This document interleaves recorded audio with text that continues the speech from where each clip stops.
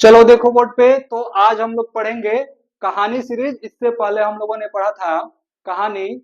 कौन सा कहानी पढ़े थे इससे पहले हम लोगों ने? तो लाटी, जो शिवानी द्वारा क्या है, रचित है। और लाटी की कहानी हम लोग बहुत ही अच्छे से पढ़ लिए थे, जो मार्मिक कहानी है, जो एक फैमिली कैसे अपने परिवार को आगे बढ़ाता है, कैसे एक दूसरे के साथ लेकर चलता है, कैसे क्या घटनाएं घटती है, उसमें सारी बातें बताई गई थी लाटी में। तो वो लोग हम लोगों ने पढ़ लिया था। अगर बात किया जाए कहानी सीरीज का, तो हम लोगों ने मैक्सिमम कहानी पढ़ ली है। और एक कहानी बाकी है, जो जनेंद्र कुमार का ध्रुव यात्रा।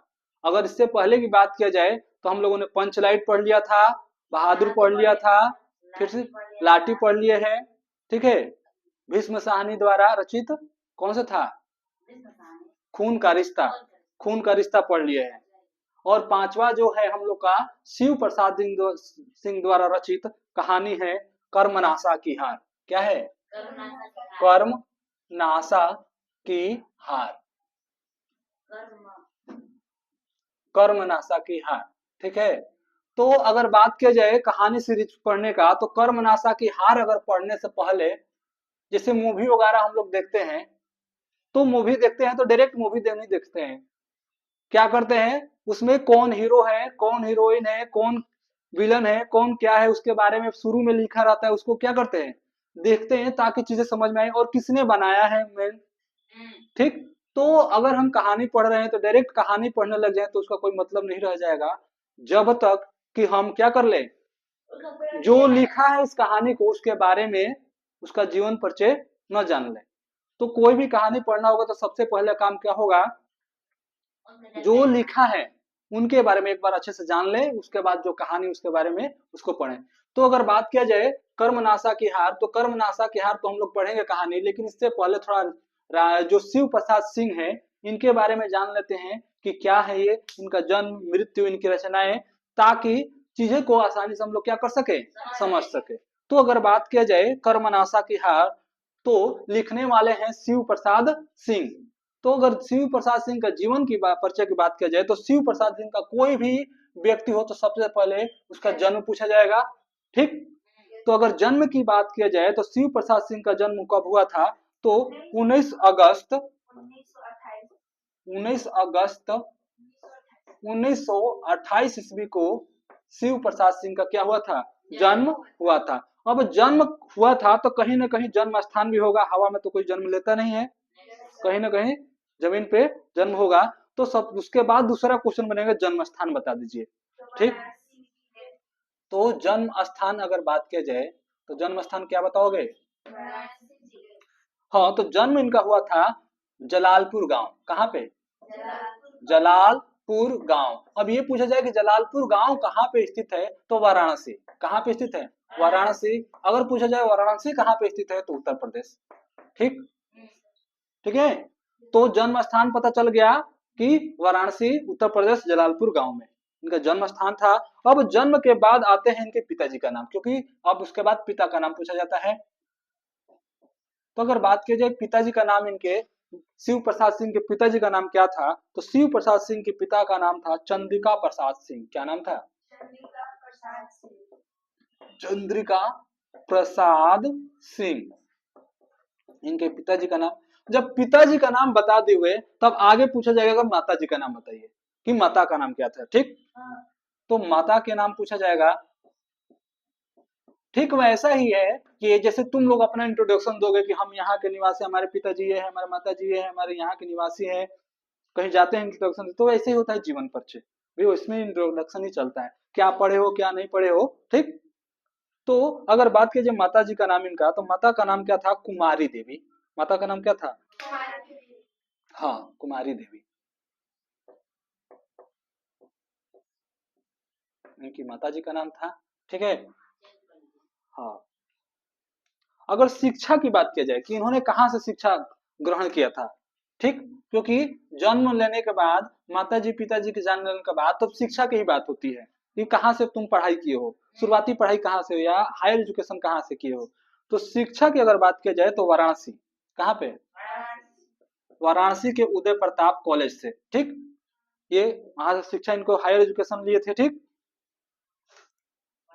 हाँ।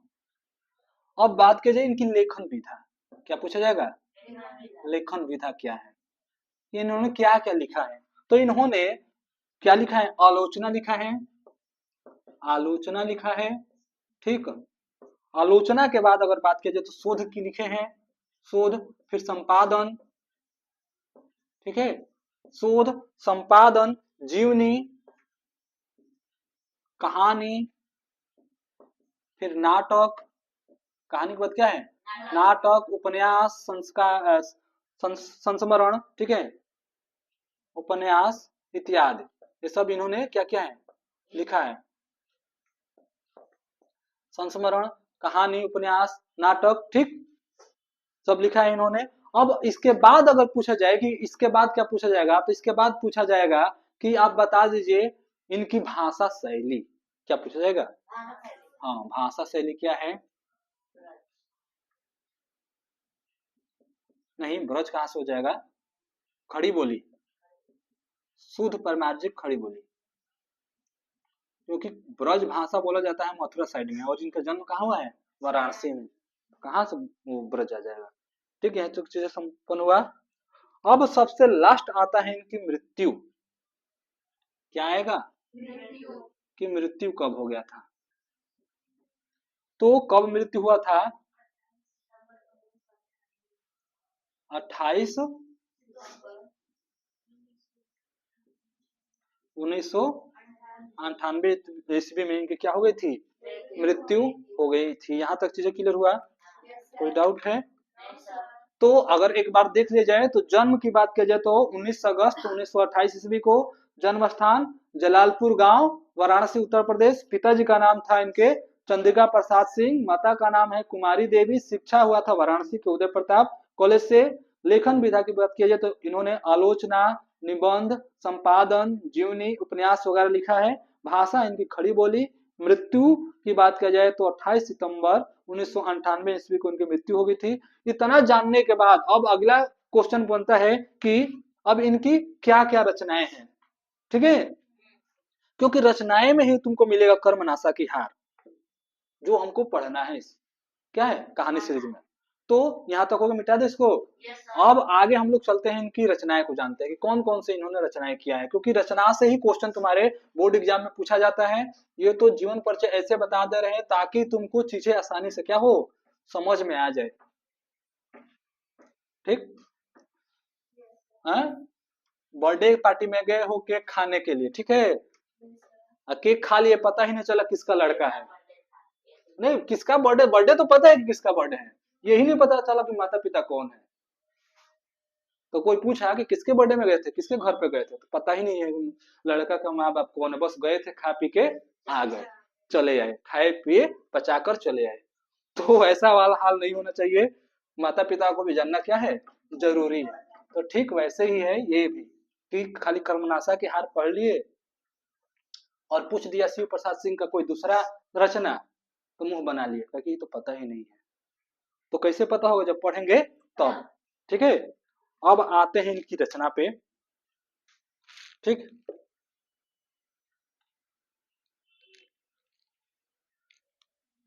आते हैं रचना,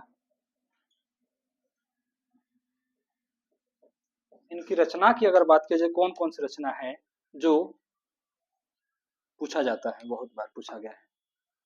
तो अगर रचना में देखेंगे तो अगर बात किया जाए कहानी, इनकी कौन सी कहानी है रचना में? कहानी की अगर पहली कहानी की बात किया जाए शिव प्रसाद सिंह का, तो दादी माँ। कौन सी कहानी है? दादी माँ, ठीक। दादी को माँ का, हाँ, क्योंकि माँ जैसे ही केयर करती है, ठीक। और पहला उपन्यास बात किया जाए कि पहला उपन्यास कौन सा है, ये पहली कहानी है दादी माँ, क्या है इनकी? पहली कहानी। और पहला उपन्यास की बात किया जाए तो पहला उपन्यास की अगर बात की जाए तो इनका पहला उपन्यास क्या है? अलग अलग बैतरणी, बहुत ज्यादा इंपॉर्टेंट है, स्टार लगा लेना लोग, ये पेपर में आने वाला क्वेश्चन है। क्यों? क्योंकि बहुत बार ये पेपर में आ चुका है और आएगा आगे भी चल के, तो स्टार वाला क्वेश्चन है, अलग अलग बैतरणी, ये बार बार पूछने वाला क्वेश्चन, ठीक है, बहुत बार पूछा गया है, ठीक। यहाँ तक हो गया। अब ये पहला उपन्यास है, पहला कहानी है। अब आते हैं अन्य कहानी पे। क्या? क्योंकि एक ही कहानी थोड़ी लिखे होंगे, एक से ज्यादा भी तो लिखे होंगे, लेकिन पहला कहानी जान दिए तो पहला कहानी के बाद अन्य कहानी, मतलब इसके बाद कौन से कौन कौन सी कहानी लिखे हैं। तो अन्य कहानी की बात किया जाए तो आर पार की माला। क्या है? आर पार की माला। ठीक।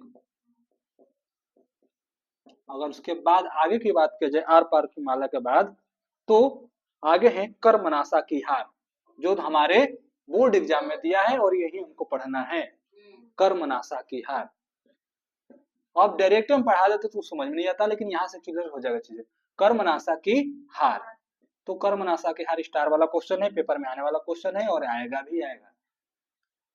कर्मनाशा की हार, ठीक है। फिर मुर्दा समय, मुर्दा सराय। क्या है? हाँ, मुर्दा सराय। मुर्गा नहीं है, मुर्दा है। ये मत समझना मुर्गा है दबा के खा लेना, ठीक है। हाँ, मुर्दा मतलब लाश, तो मुर्दा सराय। सराय मतलब क्या होता है? ठहरने वाला स्थान। ठीक। इन्हें भी इंतजार है। क्या है जी? इन्हें भी इंतजार है। होगा कोई? इन्हें भी इंतजार है। ठीक। ठीक है। इन्हें भी इंतजार है भेड़िए। क्या है? भेड़िए। हाँ, इन्हें भी इंतजार है तथा भेड़िए। ठीक। आर पार की माला, इनकी कहा अन्य कहानी की बात की जाए, आर पार की माला, कर्मनाशा की हार, मुर्दा सराय, इन्हें भी इंतजार है भेड़िए। ठीक है, इस कहानी संग्रह हो गया। ठीक। अब थोड़ा सा आगे हम लोग बढ़ेंगे तो आएंगे रचना, रचना बोलो सॉरी, नाटक। क्या बनेंगे? नाटक। तो नाटक की अगर बात किया जाए कि इनकी नाटक कौन कौन से हैं, तो नाटक की अगर बात किया जाए तो नाटक होगा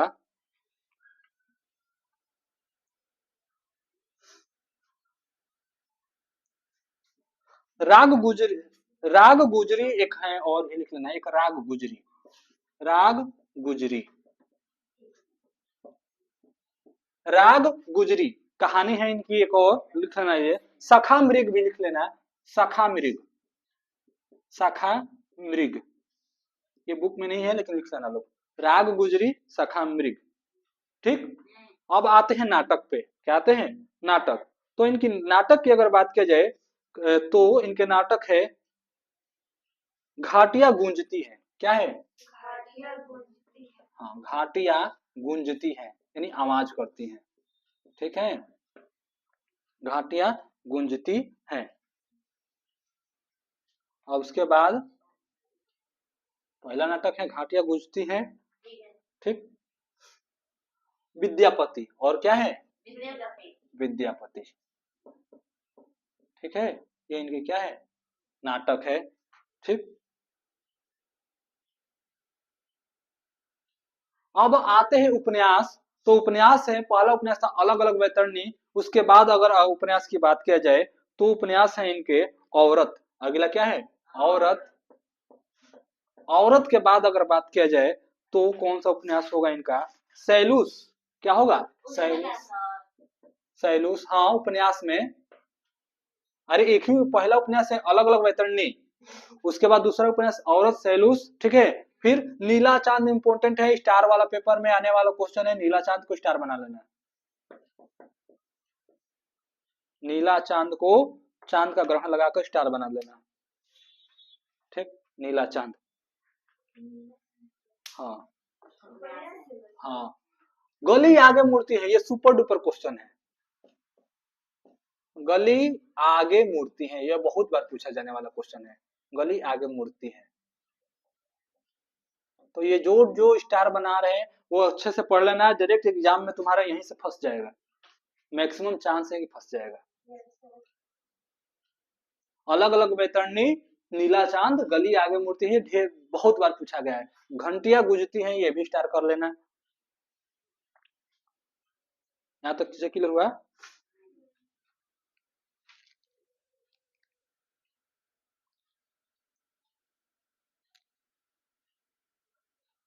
कहानी और भी इनकी है। और अगर कहानी की बात किया जाए तो बिंदा महाराज है, हाथ का दाग है, केवड़े का फूल, सुबह के बाद, और अरुंधति लिख लेना, अरुंधति अच्छा है, अरुंधति लिख लेना, अरुंधति। हाँ अरुंधति अच्छा है, ये आ सकता है, अच्छा क्वेश्चन है अरुंधति। ये सब इनकी क्या है, बढ़िया कहानी है, ठीक, जो पूछे जाने वाली कहानी है। यहाँ तक चीजें क्लियर हो गया।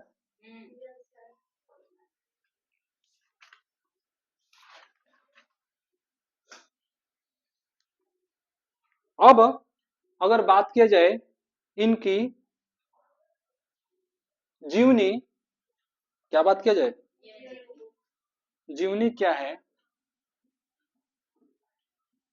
तो जीवनी की बात किया जाए तो जीवनी लिखे हैं उत्तर योगी श्री अरविंद। क्या लिखे हैं इन्होंने जीवनी, उत्तर योगी, उत्तर योगी श्री अरविंद, श्री अरविंद, ठीक, ये इनकी क्या है, जीवनी है, ठीक।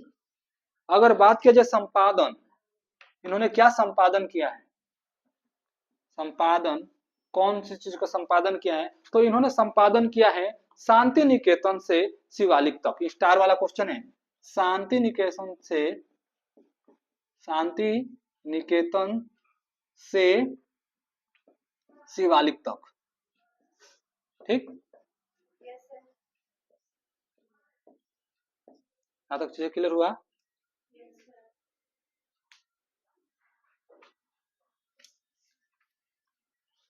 अब आते हैं एक बार फिर से देख लेते हैं इनके बारे में। अगर रचना की बात किया जाए तो पहली कहानी संग्रह इनका है दादी माँ। पहली कहानी संग्रह क्या है, दादी माँ। पहला उपन्यास की बात किया जाए तो अलग अलग वैतरणी, औरत, सैलूस, नीला चांद, गली आगे मूर्ति है। अन्य कहानी की बात किया जाए तो आर पार की माला, कर्मनाशा की हार, मुर्दा सराय, इन्हें भी इंतजार है, भेड़िए, राग गुजरी, अरुंधति, सखामृग। अगर नाटक की बात किया जाए तो घंटियां गूंजती हैं, विद्यापति। जीवनी की बात किया जाए तो उत्तर योगी श्री अरविंद, शांति निकेतन से शिवालिक तक। चीजें क्लियर हो गया, कोई डाउट, डाउट नहीं है। तो अब हम लोग थोड़ा देख लेते हैं कर्मनाशा की हार को, ठीक है, कर्मनाशा की हार देख लेते हैं। तो शुरू करो जी वीडियो, चलो देखो बोर्ड पे। तो अगर बात किया जाए कोई भी हम लोग मूवी देखते हैं तो क्या होता है, पहला पात्र जानने की कोशिश करते हैं, किसमें कौन कौन से पात्र है, कौन एक्टर है, कौन एक्ट्रेस है, कौन विलेन है, कौन क्या है। तो कोई भी कहानी पढ़ना हो तो सबसे पहले काम है कि उस कहानी के पात्र कौन कौन से, यानी उसमें कहानी में कौन क्या रोल किया है उसके बारे में क्या करना, जानकारी प्राप्त करना। तो कर्मनाशा की हार अगर पढ़ना है या कोई भी कहानी पढ़ना है तो हमें क्या करना होगा, पात्र परिचय को जानना होगा। तो अगर बात की जाए पात्र परिचय, तो कर्मनाशा की हार में कौन कौन से पात्र है, तो पहला पात्र है मुखिया जी। पहला पात्र कौन है, मुखिया जी है। तो मुखिया जी कहाँ के मुखिया होते हैं, हाँ ये मत बोलना शहर में, शहर में मुखिया जी नहीं चलता है, गांव में चलता है, ठीक है। तो मुखिया जी, और ये कौन से गांव के हैं, कौन बताएगा, नई डीह गांव के, नई डीह, नई डीह गांव के मुखिया, ठीक है, के मुखिया, नई डीह गांव के मुखिया थे, ठीक है। अगला है भैरव पांडे, अगला क्या है, हाँ भैरव पांडे। भैरव पांडे क्या है, तो भैरव पांडे जो है गांव के पंडित जी हैं, क्या है, गांव के पंडित जी, कहीं गांव के पंडित। भैरव पांडे क्या है, गांव के पंडित जी हैं, ठीक। अब गांव के लोग के देखते हैं, गांव के लोग कौन कौन से गांव के लोग हैं, दो चार वो गांव के लोग का नाम दिया गया है। तो गांव के लोग में अगर बात किया जाए तो है सोखा है, क्या है, चोखा नहीं है, सोखा है, चोखा से याद कर लेना सोखा को। सोखा के बाद अगर बात किया जाए तो ईसुर है, ईसुर, ठीक, जिसका सुर कभी बचता नहीं उसे ईसुर कहते हैं। फिर भगत है, भगत है, ये गांव के लोग हैं, ठीक है। ईसूर, गांव भगत, जगेश्वर पांडे, जगेश्वर पांडे, ये सब गांव के क्या है, लोग हैं, ठीक है। हाँ, अब एक इसी में है धनेश्वरी चाची। कौन सी चाची है, तो धनेश्वरी। पहले के नाम है धनेश्वरी, मुनेश्वरी, विशेश्वरी, यही सब नाम रहता था।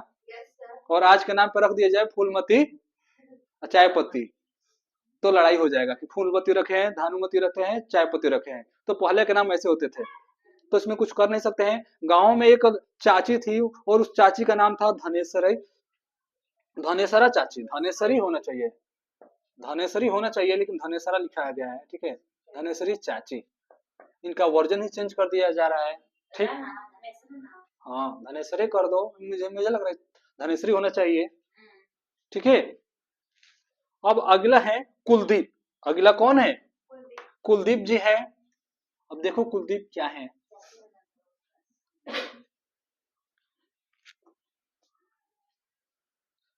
कुलदीप की अगर बात किया जाए तो भैरव पांडे का छोटा भाई है। कुलदीप क्या है, भैरव पांडे का छोटा भाई, यानी ये भी पंडित जी हुए, क्योंकि बड़े भाई जब पंडित जी तो छोटे भाई भी पंडित जी होंगे। भैरव पांडे के छोटा भाई, ठीक।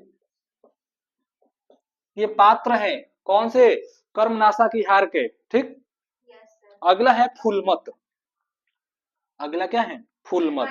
तो पचक जाओ, फूलमत नहीं, फूलमत। अगला क्या है, फूलमत। अगर फूलमत की बात किया जाए तो रिमल मलाह की विधवा लड़की। फूलमत कौन है, रिमल नाम का एक मलाह है और उसी की विधवा लड़की है। क्या है, उसकी विधवा लड़की। अरे तो फूलमत यहाँ लिखा नहीं है, रिमल मलाह की विधवा लड़की। ये फूलमत जो है एक लड़की है जो विधवा है, यानी उसकी हस्बैंड की मृत्यु हो गई है, ठीक है। अब आते हैं मेन कहानी पे कि कहानी क्या है। हम लोग जान चुके हैं कि कर्मनाशा की हार की पात्र की बात की जाए तो इसमें एक मुखिया जी है जो नई डीह की गांव के मुखिया है।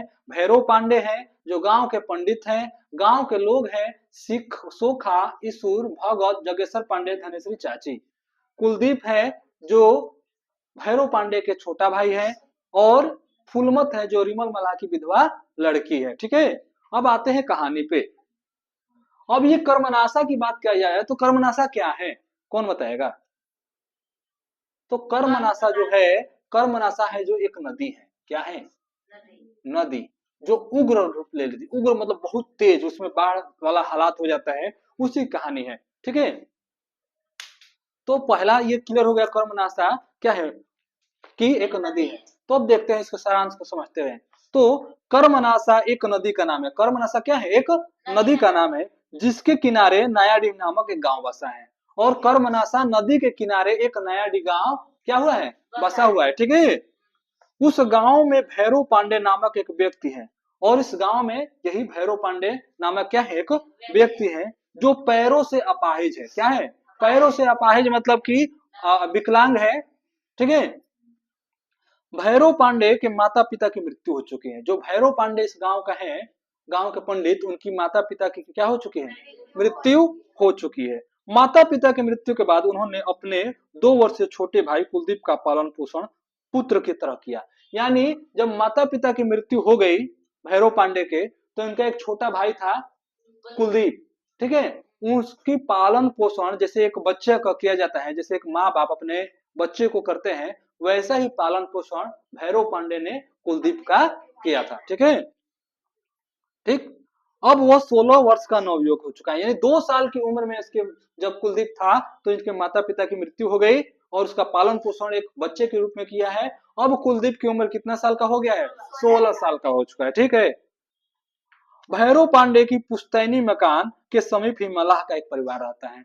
जो भैरव पांडे का पुश्तैनी मकान है, हाँ, पुश्तैनी मतलब जो हमारे बाप दादाओं का जमीन है, ठीक है, वही पुश्तैनी मकान है। और उसी के समीप एक क्या है, तो किसके गांव, उसी के समीप मल्लाह परिवार रहता है। मल्लाह परिवार जो नहीं, जो जो नदियों के किनारे जो नहीं मलाह रहते हैं, मछली, हाँ, तो अब जो भी है, तो मलाह क्या है, परिवार रहता है, ठीक है, ठीक। अब यहाँ तक क्लियर हो गया। फूलमत इसी परिवार की विधवा पुत्री है। जो फूलमती है या फूलमत है, इसी मलाह परिवार के क्या है, एक विधवा लड़की है। विधवा लड़की मतलब उसके हस्बैंड क्या हो चुके हैं, डेथ कर चुके हैं। ये कहानी बहुत ही मार्मिक कहानी है। जब इसके अंत पे पहुंचोगे तो समझ में आएगा कि जिंदगी क्या है, ठीक।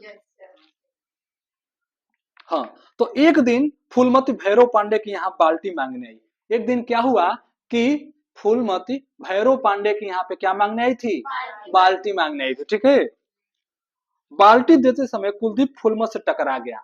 और बाल्टी देते समय कुलदीप किससे टकरा गया, फूलमत से।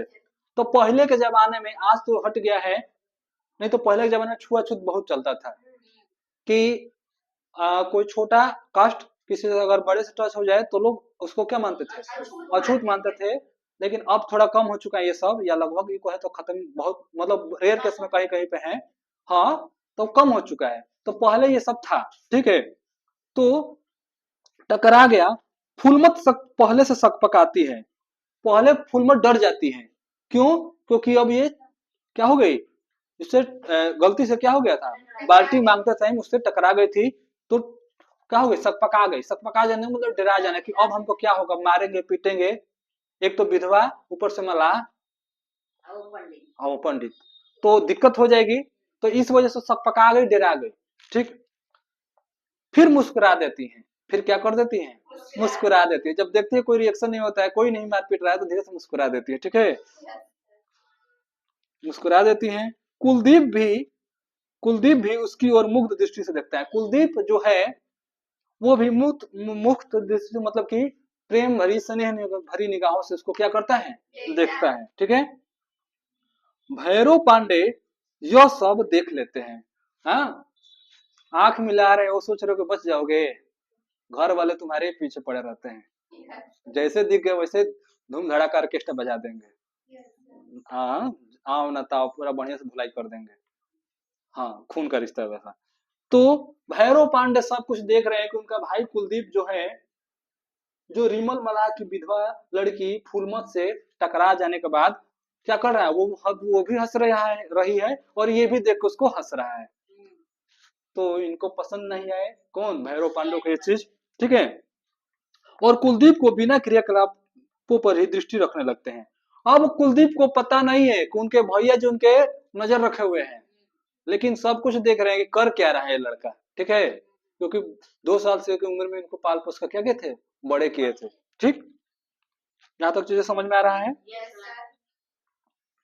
भैरव पांडे यह सब देख लेते हैं और कुलदीप की क्रिया, ये तो हो गया। कुलदीप एवं फूलमत एक दूसरे से प्रेम करने लग जाते हैं।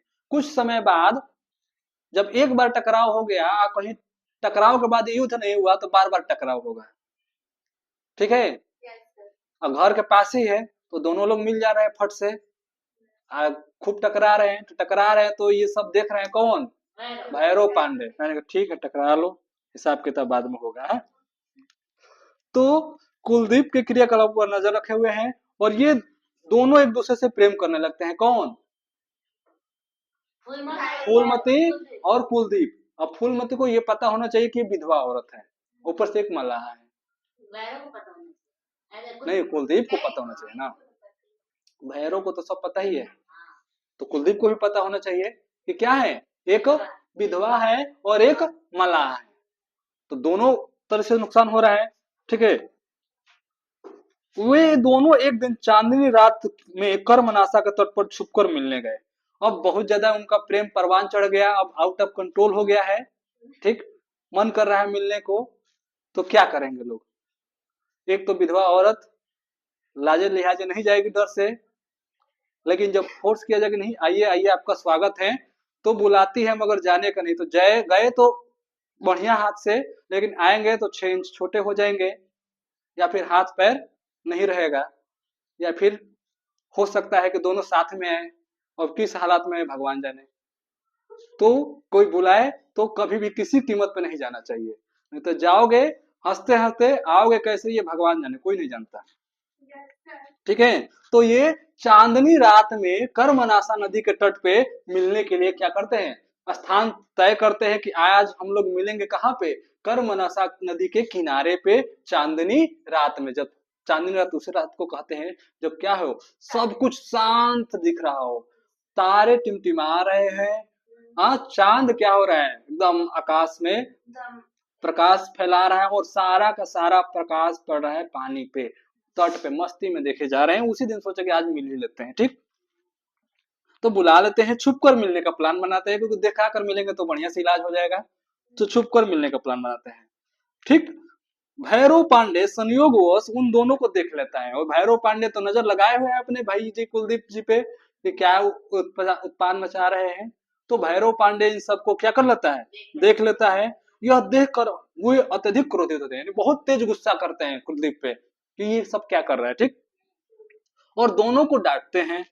कुलदीप तो गाल पर थप्पड़ भी मार देते हैं, और गुस्से में लाल होकर क्या करते हैं, कुलदीप के गाल पे थप्पड़ जड़ देते हैं कि लो बेटा ये तुम्हारा प्रसाद, ठीक है। लज्जा और भय के कारण कुलदीप घर से भाग जाता है। अब बेचारा क्या करे, पकड़ा गया है ठीक है।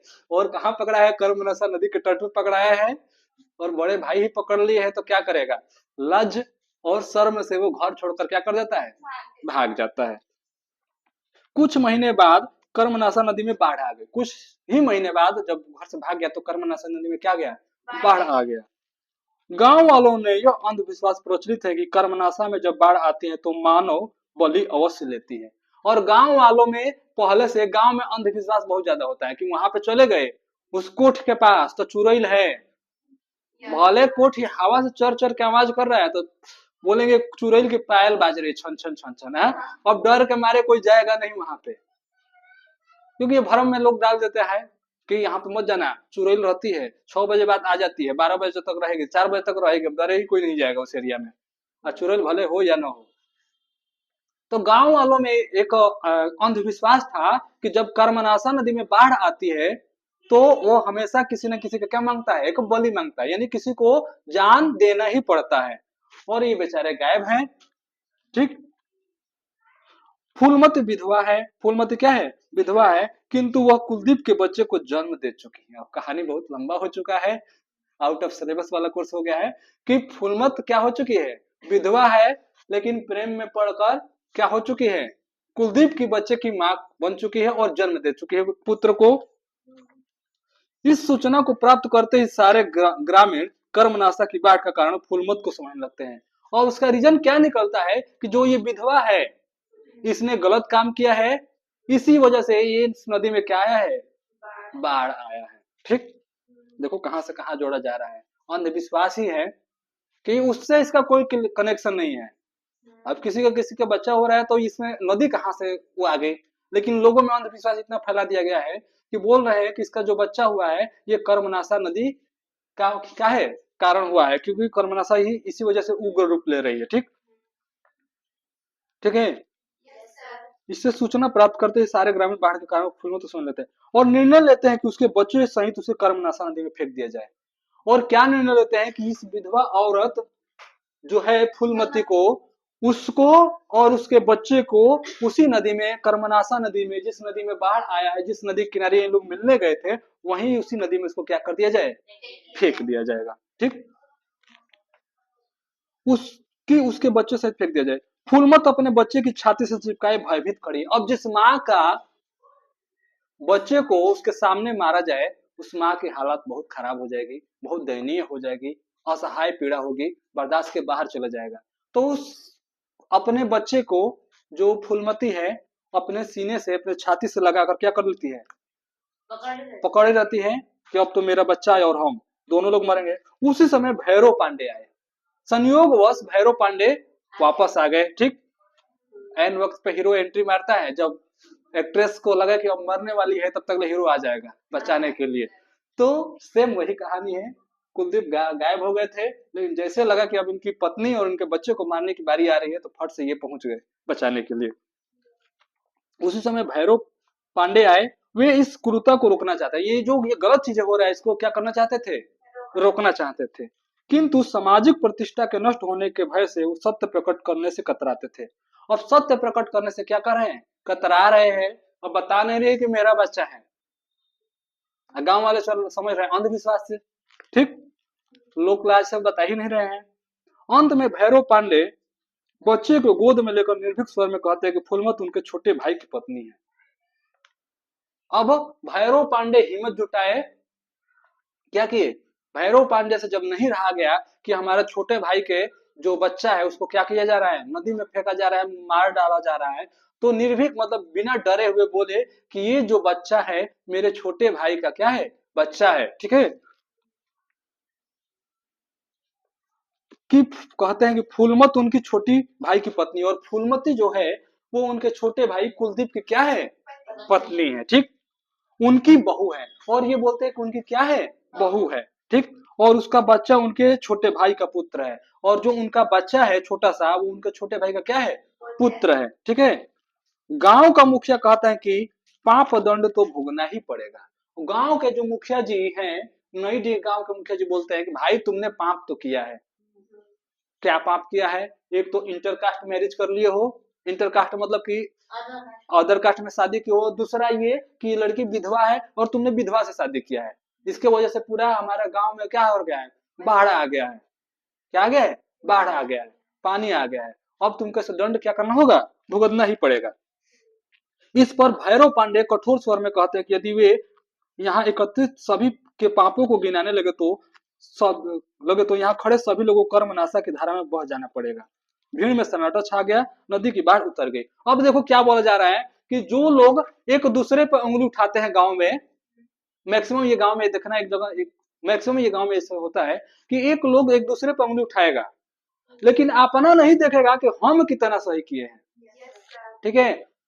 वो तुमसे कई गुना ज्यादा गलती किया रहेगा लेकिन दूसरे पर उंगली उठाएगा, लेकिन खुद की बारी आ जाएगा तो तुम शांति, एकदम कुछ बोलेगा ही नहीं, शांति पड़ जाएगा। तो यही बोल रहे हैं कि अगर हम एक एक लोग का पाप गिनाने लग जाए तो ये जो जितने लोग यहाँ पे जमा हुए हैं उनका पाप इतना है कि वो नदी में सारे के सारे लोग क्या हो जाएंगे, बह जाएंगे। और तो इस उनकी बातों को सुनकर सारा गांव में क्या हो गया, सन्नाटा, सब शांति पड़ गए। क्यों, क्योंकि सब जान गए कि हमारा, क्योंकि तुम कितना भी कर लो, जो तुम किए रहोगे वो तो तुमको पता ही है, हाँ। तो यही बोल रहा है कि जब हम सारे का पाप गिनाने लगे तो सारे लोग को क्या हो जाना चाहिए, कर्मनाशा नदी में क्या हो जाना चाहिए, बह जाए। मानते हैं मेरे भाई ने गलत किया है, लेकिन इससे भी कई ज्यादा गुना गलत बहुत सारे लोगों ने किया है। अगर उनको भी इस हिसाब से क्या हो जाना चाहिए, कर्मनाशा नदी में डूबकर मर जाना चाहिए।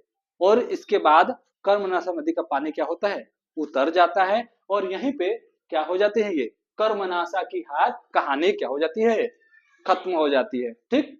तो कर्मनाशा की हार ये पेपर में आता रहता है और अच्छा है, ठीक है। बहुत सिंपल सा कहानी था। तो आज के लिए बस इतना ही रहने देते हैं। अब एक लास्ट बच गया हम लोग का जीवन परिचय, ज्ञानेंद्र कुमार का ध्रुव यात्रा, वो भी बहुत मस्त है। तो अगला कहानी सुनाएंगे ध्रुव यात्रा। आज के लिए बस इतना ही रहने देते हैं, बंद कीजिए।